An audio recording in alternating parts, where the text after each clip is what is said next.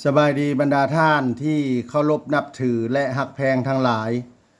มื้อนี้พ่อใหญ่แก๊สสิมาอ่านประมวลกฎหมายอาญาปี 2017 มาตรา 192 การเฮ็ดให้ผู้อื่นเสียชีวิตย้อนการป้องกันตัวเกินขอบเขต บุคคลใดหากได้ป้องกันตัวเกินขอบเขต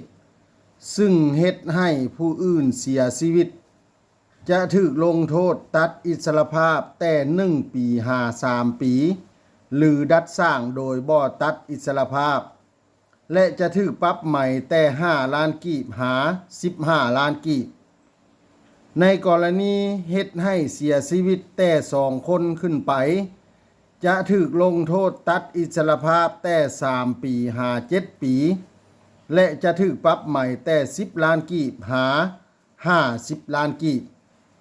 ถ้าถึกใจให้กดไลค์กดแชร์กดติดตามพ่อใหญ่แก๊สเด้อถ้าอยากให้พ่อใหญ่แก๊สอ่านกฎหมายหยังมาตราใดให้คอมเมนต์มาเด้อขอขอบใจ